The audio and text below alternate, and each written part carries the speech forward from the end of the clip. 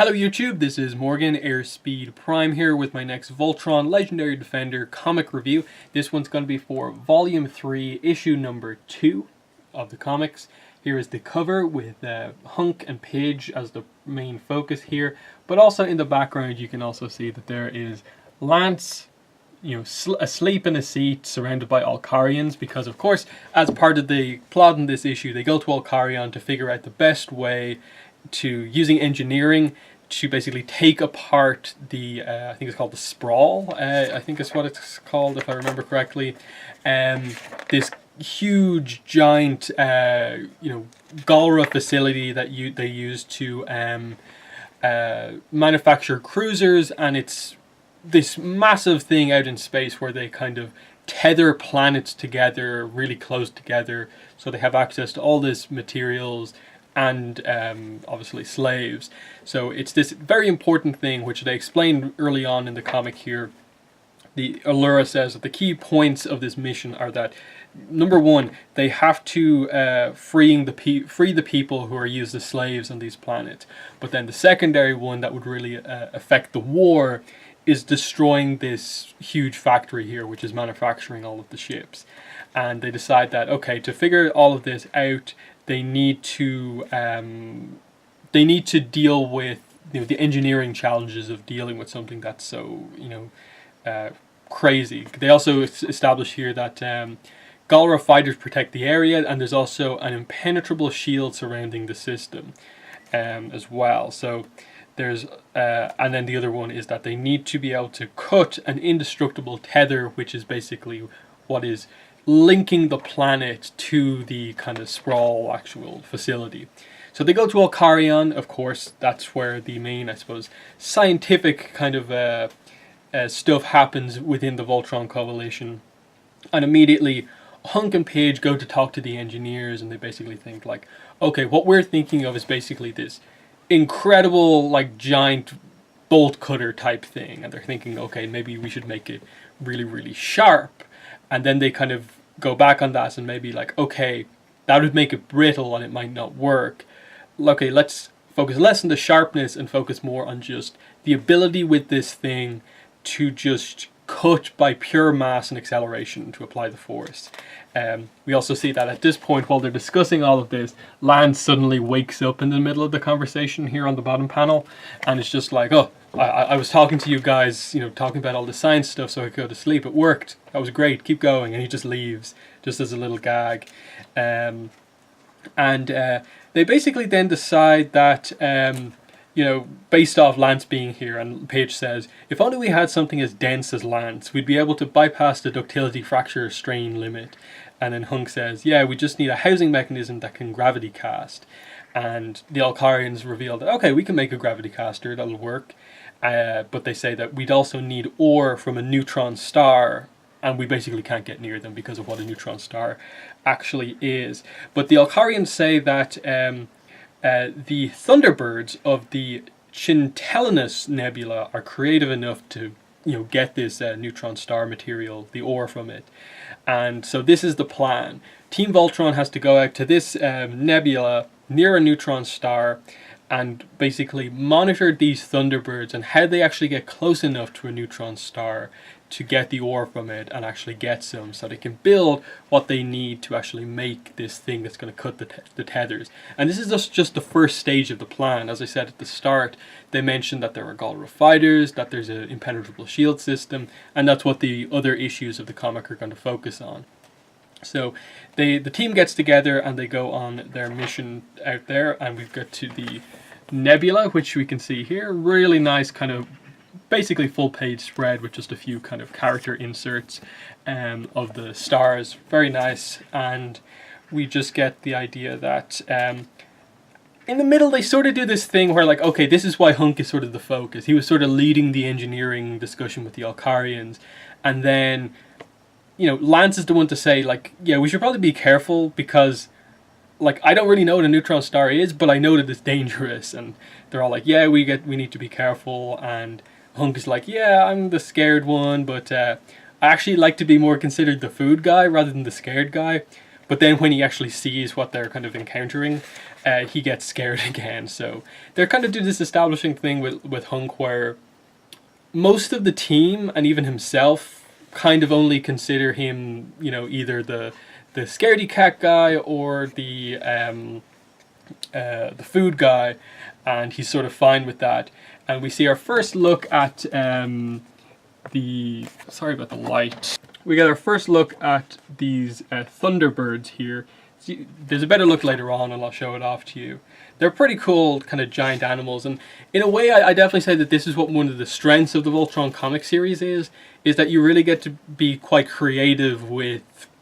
One of the main things the comics does is that nearly every issue introduces you to some giant like creature that Voltron has to fight or deal with in some way, and that's definitely part of the strength of the comic series.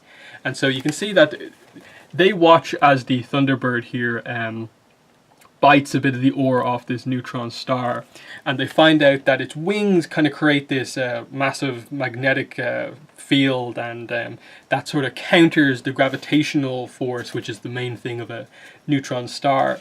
And they realize that, okay, so how are we going to do this? We either have to basically like steal it from one of these birds as it kind of comes away from getting it itself, go to its nest, or what. But this one immediately begins to attack them, and because it has this sort of magnetic force power, it ends up being a very powerful opponent. Even just one of these birds is an extremely powerful opponent against Voltron, and they sort of get they get pretty badly kind of wrecked in the fight against just the lines. And even when they form Voltron, which again is another really cool moment, they always do these pages quite nice there. You can see all the team, and then the really cool effect of the colors with the actual lines kind of more in silhouette. That's definitely one of the cool things in this comic. Then we get our, I suppose, almost trademark of the comics, which is a big, huge double-page spread showing off like one of the big fights. And here is the one that we get for this issue. You can see Voltron with a lot of these Thunderbirds, and that gives you a better insight into the way that the Thunderbirds actually look. They look almost robotic, but they are actually just animals. You can see the sort of chain-like stuff coming off their kind of tails. Pretty cool designs, definitely.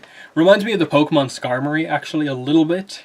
Not quite in the color scheme, but just the overall idea of a kind of metallic bird, almost. Yeah, so they managed to get one of these birds away from them, and then Hunk reveals that he's found the nest where these Thunderbirds go to. They use the ore that they get from the neutron stars to build their nest, and we see that we get another shot, and this is what the nest of the Thunderbirds looks like. It's just completely composed of that ore, which is exactly what they need. And Allura comes up with the idea of like, okay, well, one thing we can do is, if we manage to grab a hold of one of these birds, we can actually use the bird's wings while holding onto it as a shield. And they kind of end up using this to their advantage when they kind of figure out the plan. Hunk is the one who does come up with the plan in the end, thanks to sort of Allura's earlier suggestion.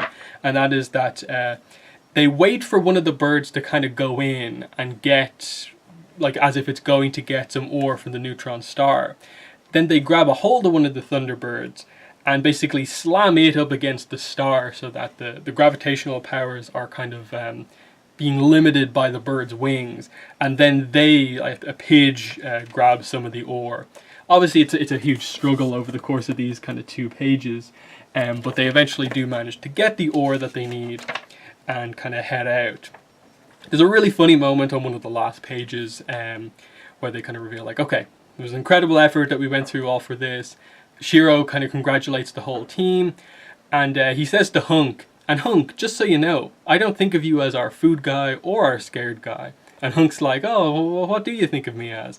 And he just says, a leg. And then Hunk says, you know, that's the nicest thing anyone's ever said about me.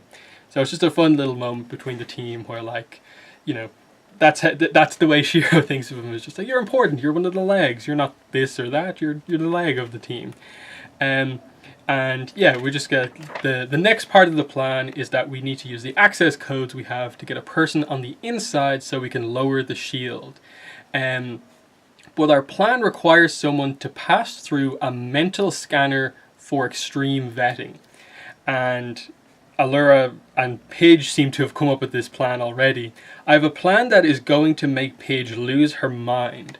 And when I read this first, I didn't look at Paige's expression first, and I was kind of like, is Paige going to have like a shocked reaction to this? But I was like, no, Paige seems really up for this for some reason. It's quite unusual here. You can see there, that's the reaction from Paige to finding out that she's apparently going to lose her mind in all of this. So, a mental scanner for extreme vetting. So to get someone through, they have to pass some sort of a scan test, and I'm assuming it's like Paige has come up with some sort of a way to sort of trick the scanner by like temporarily like implanting something into her mind. I'm not really sure, but it seems like it's some sort of a mischievous plan that Allura and Paige have come up with together.